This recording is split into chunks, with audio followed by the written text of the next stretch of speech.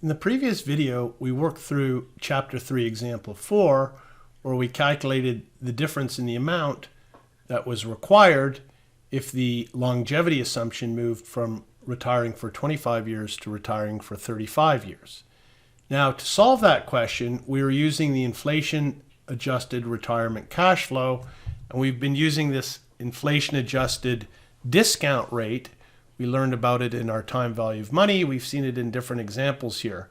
But I just wanted to spend a little bit of time moving into an Excel file and show you exactly why that use of inflation-adjusted discount rate is so important, especially when you're getting into 25 and 35-year time horizons. So recall the example in the text, we're using a discount rate of 5.36585.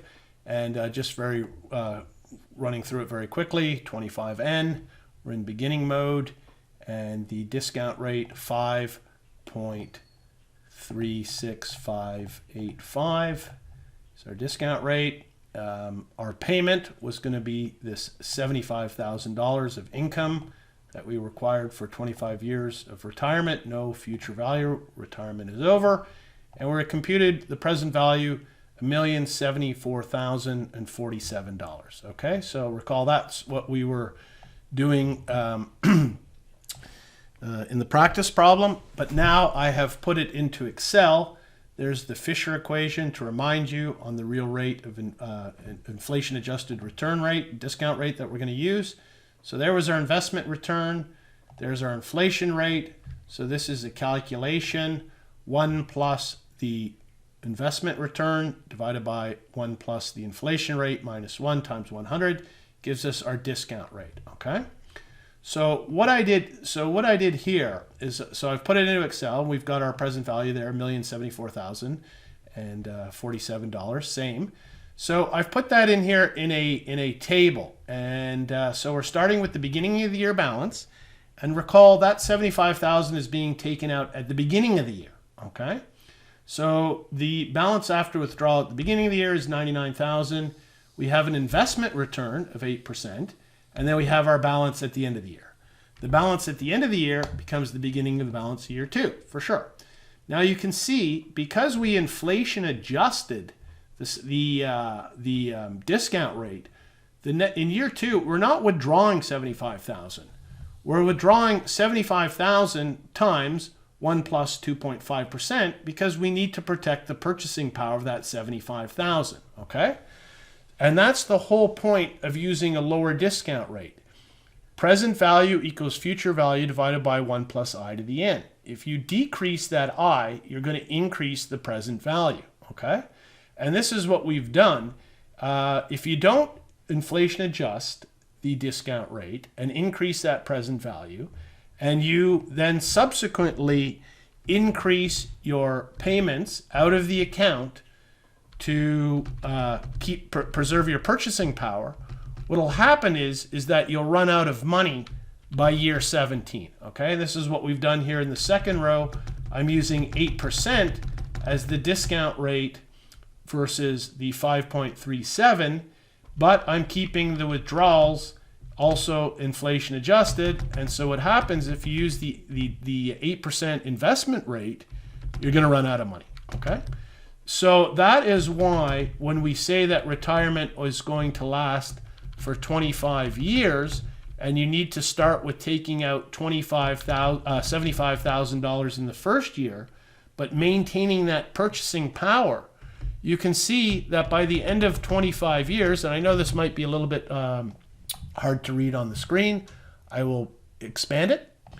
Sorry about that. Resumed and expanded. So you can see by the end of 25 years, what was initially $75,000 of purchasing power with 2.5% inflation, by year 25, you're actually withdrawing $135,654. Okay? And you're running out of money right at the end of 25 years. So that is why it's very important that we use the inflation-adjusted return, because we need to maintain that purchasing power that starts at $75,000 and then inflates by 2.5%. you've got your balance after the withdrawal, you're earning that 8% on your investments. And so by using that lower discount rate and bumping up the beginning balance that you need at the beginning of the 25 years, you do not run out of money by the end of 25 years. Again, down here, in this little example, which is exactly the same, except I use that 8% investment return. So you can see the beginning balance at the beginning of year one is not the $1,074,000. A higher discount rate leads to a lower present value of $864,000. So by using the wrong discount rate, by using the investment rate and inflating the payments, then you're running out of money by year 17, and that is a serious problem. What I did here at the bottom is I showed you this is another approach, is that, okay, if I use the 8% investment return and only take out $75,000 a year, and that amount never changes, then again, I do not run out of money until the end of the 25th year. But you can see in that scenario, my income in year 25 is only $75,000, but the purchasing power, to maintain the purchasing power with 2.5% inflation, I need $135,000. So maybe I can buy almost half the goods and services that I would have been able to buy 25 years ago. So when people are retiring for 20, 25, 30 years, and you're looking at their income right now, to preserve the quality of life, to preserve the purchasing power, if there is inflation. Inflation has been fairly low in some countries, fairly stable. But 2% is not unreasonable, 2.5%, and indeed some countries' inflation is much higher. Then you need to be looking at a situation where the withdrawals at the beginning of every year are increasing with the rate of inflation. And if that's the case, then, and you have a certain discount rate, which is a nominal investment return, 8%, balanced portfolio, maybe a bit aggressive on the equities to get 8%. Well, if there's inflation, then the discount rate you need for your planning has to be the inflation adjusted rate, okay? So this Excel should be loaded up into the LMS. And I think that really, by working through an example and seeing the Excel and understanding that is why we use the correct inflation adjusted discount rate so that we don't run out of money after 17 years, you start to get it. As a theory, the slide tells you to do it, you calculate it. But I like to work through examples like this. You start to feel the numbers a lot better, okay? And you can create your own examples, changing the rates, and start to work through the different withdrawal assumptions. Okay, thank you very much.